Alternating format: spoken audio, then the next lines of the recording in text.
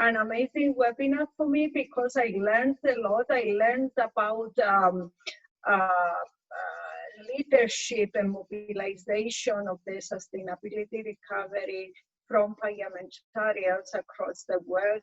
I'm very involved in the European scene and regional scene around Europe, but this was really exciting for me. The comments by the panelists were all to the point and basically asking how can we do more, how can we identify what needs to be done, what is the pathway for that, and where is the money to support it. Well, this pandemic has revealed the strong interdependence of all countries in the globe. The world is only as resilient as the least resilient country in person. There is widespread social, economic, and environmental vulnerability.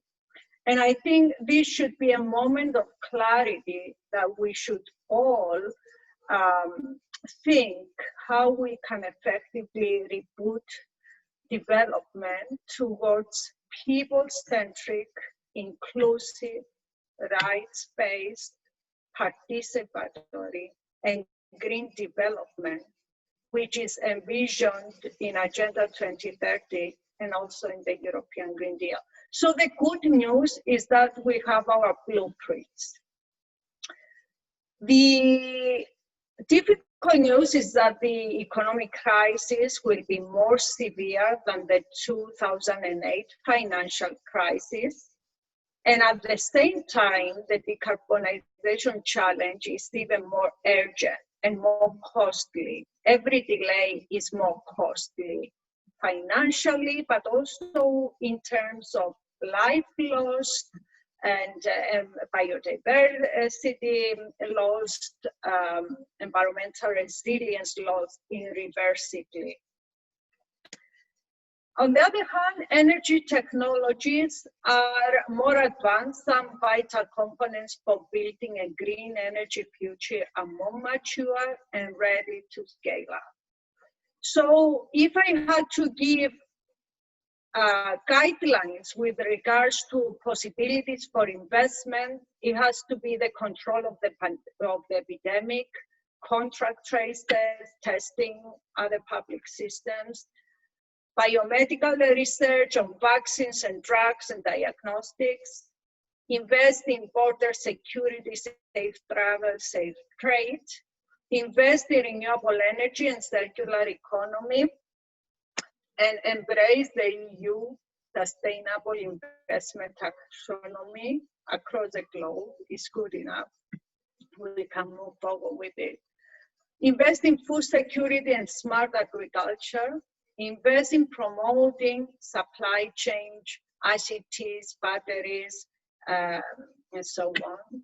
Secure the information communication technology networks, and importantly, invest in sustainability relevant education, training, capacity building, and innovation.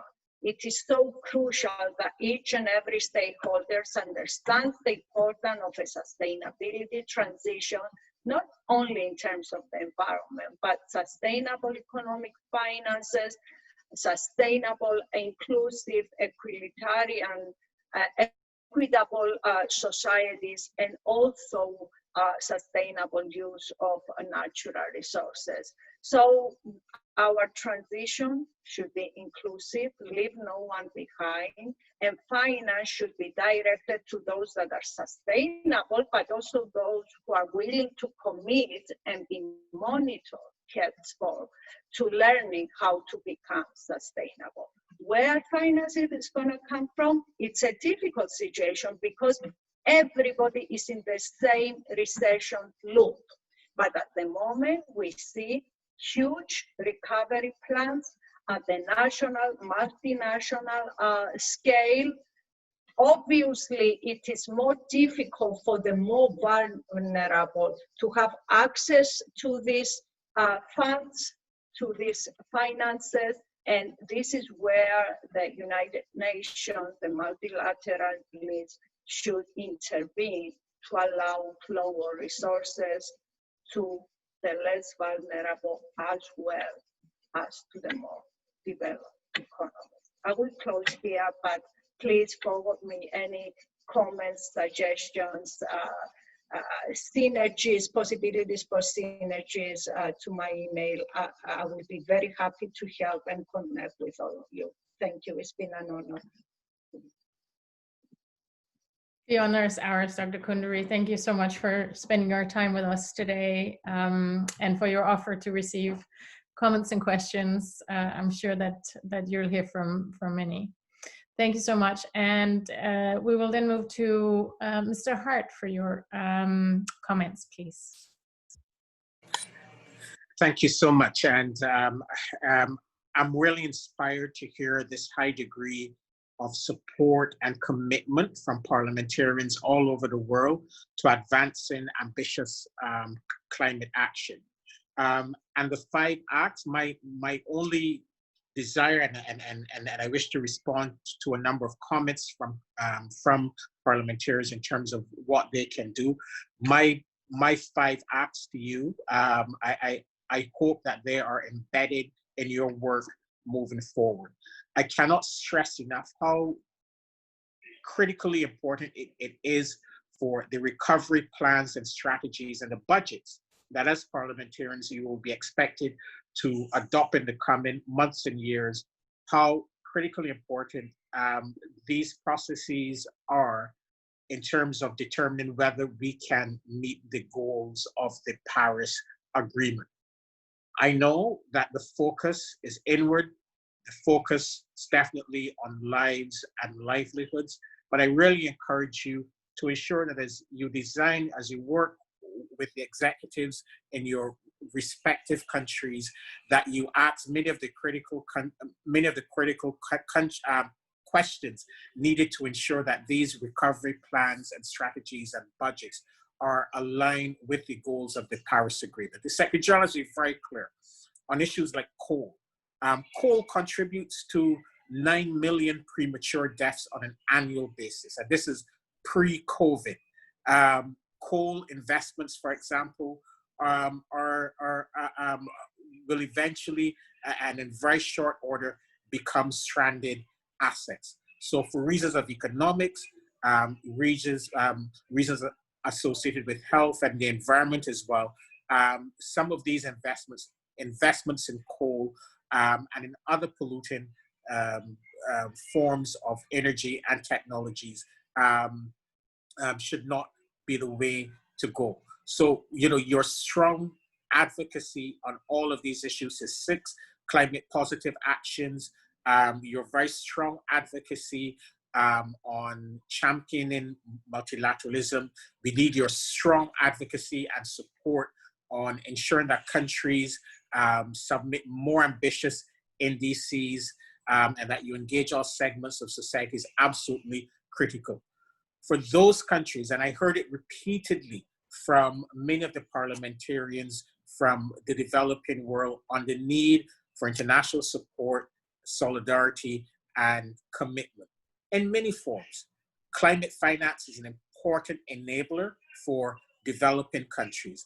And I really encourage all of you who are parliamentarians in the developed countries or other major economies to ensure that despite the many challenges that you're facing in terms of trimming national budgets, cutting back on some of your financial commitments and obligations, that you ring-fence climate finance as Germany and the UK have indicated, and that they have signaled to the global economy.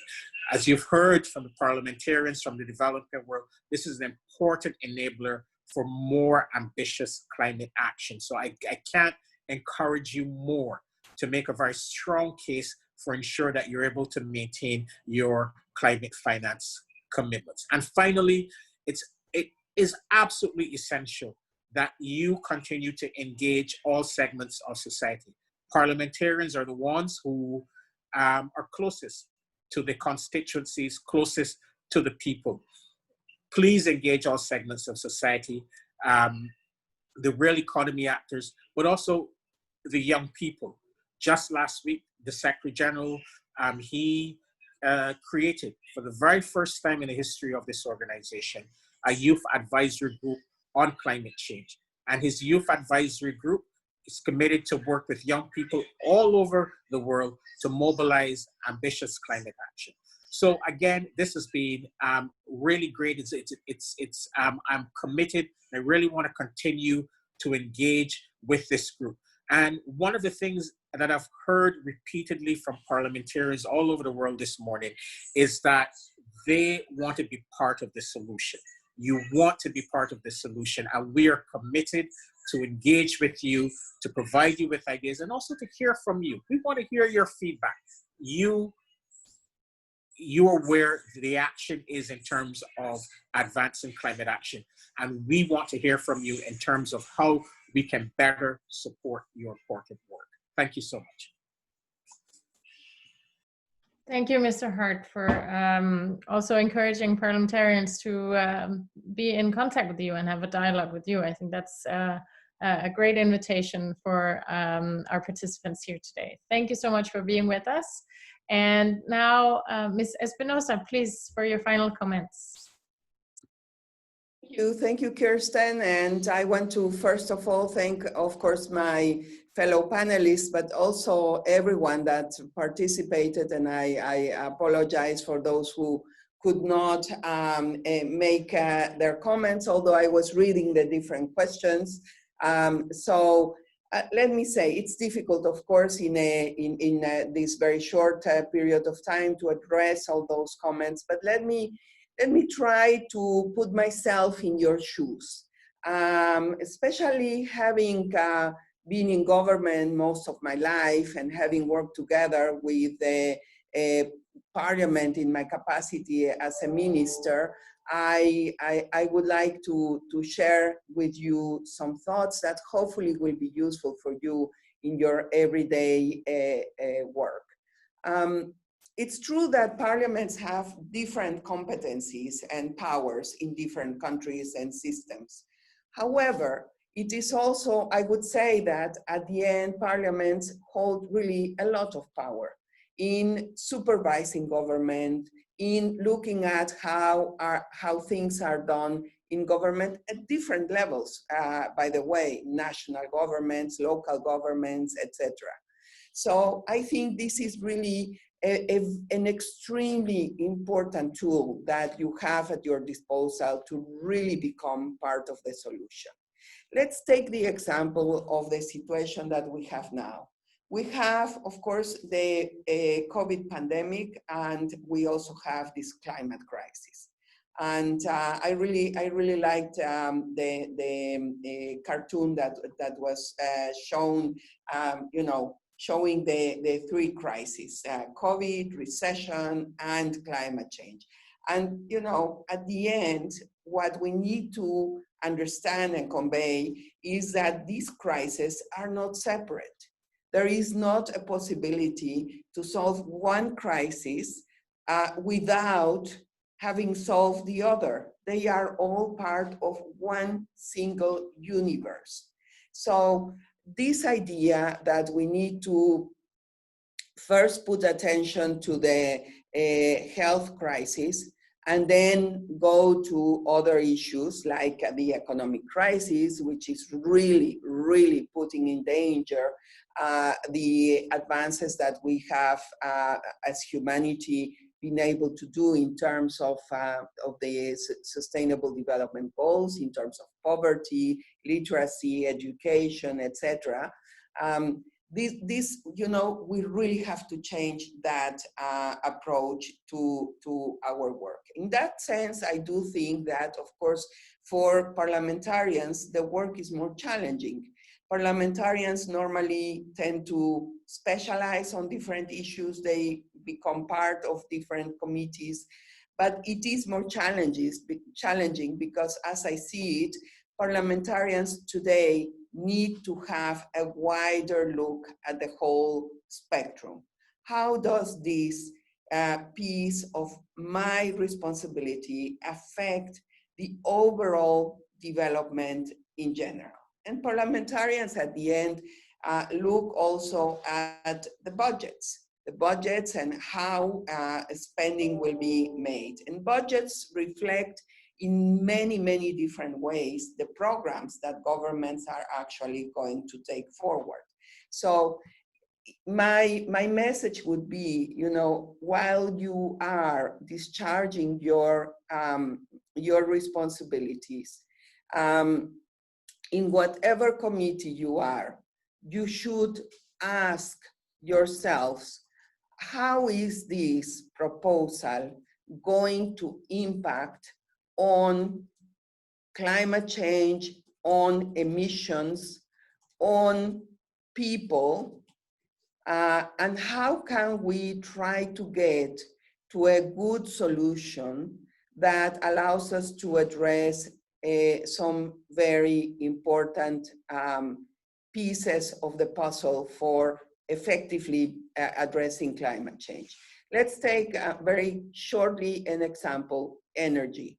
And energy, we know, of course, we have the fossil fuels, we have the still in many countries coal, and we know that is something that we need to go away, not because we want to, we just you know, got this thought, but because science is telling us that this is harming our generation and it will continue to harm future generations. So if we have the privilege of having gotten the trust of our people to become parliamentarians, we need to be very conscious of that. So, okay, we need to go away from coal. And we know that there are many people, that families that are dependent on the jobs that are in that industry and the jobs that are in the oil and gas industry. So when we are talking about the transition into a, you know, a low carbon economy, we need to take into account those realities. We need to bring everybody on board. But the good news is that it has been done, and there are examples, and we can do it. So in all the very crucial decisions that are taken, you parliamentarians can really play a very decisive role in doing, in bringing the process on the right path. The same about, let's say now a big issue will be job creation. Infrastructure will be a big issue. We need to make sure that all that infrastructure that will be built and will also have the positive effect of creating jobs and revamping economies are resilient.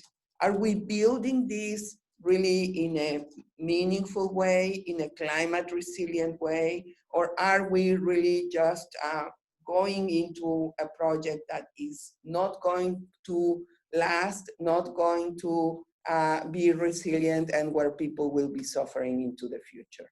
So this is my, I would leave you with this message. What we need to aspire in the future is that every decision that is taken by governments at different levels, by businesses, by civil society, goes through this lens, okay? How will this impact our possibility of making progress towards sustainability? Over to you, and it has been a privilege, and really I have enjoyed enormously this exchange. I wish everyone all the best, keep safe, and you can count on us here at UN Climate Change in Bonn. Thank you, Ms. Espinosa, also for that encouragement when we are coming to a close of this webinar. Thank you so much for spending your time with us today. We're very honored to have you. Thank you. And now I'm turning to you, Gabriela, for your closing remarks, please. I know we're over time, but I think you should have the opportunity also to close this session, and I'll have a few practical remarks at the end, but please, Gabriela. Thank you very much, Kirsten. Thank you very much to all our panelists. Thank you very much for all my colleagues that attended this webinar. Now it is the time to turn all these wonderful ideas, proposals, plans into actions. I know that we are super focused into this pandemic. We know that we have a health emergency. I am from Mexico. Latin America is also struggling with this pandemic, with the numbers, with the hospitals, with everything. But we cannot imagine a new normality if we do not make a plan. Yes, the health crisis is already here, but the economic crisis is just starting. And the climate change is a threat from a long time ago. So we need to fix the planet, and we need to understand the lessons of this challenging time. I am sure that we are able to exchange our best practices, our dreams, our ideas, our legislation. We can build back better, but this comes to the parliamentarians' table. We need legislation, we need budgets. As Phoebe was saying, we need incentives when it comes to build a green economy. And it has to be a green and the feminist economy. So we have a lot of things to do. Let's put our hands, our hearts, and our brains in building a better planet. Thank you very much to all. Excellent, Gabriela. Thank you for your remarks, and thank you for co-hosting this with us. It's been such a pleasure working with you. And also from me, thank you to our panelists, our experts. Thank you for joining us. Thank you to all our participants. And not least, thank you to our voluntary interpreters that I hope you were able to follow both in Spanish and French. They're volunteering. It's great to have that possibility to translate to you. So thank you to them. And a reminder that the last webinar of this series of webinars will be on September 3rd. We still haven't settled on the topic for that. So if our parliamentarians have ideas and requests for topics that they would like to discuss, please let us know. And if you have anything we had a few people on the list today that we didn't have time for the comments. Please write to us, email to us with your comments, and we'll try to gather all the information and get back to you in a resume, in a summary of today. So please share with us also in writing if you have comments and requests. Thank you for joining us today, and remember September 3rd, same time of day, will be the last webinar in this series. Take care, everyone.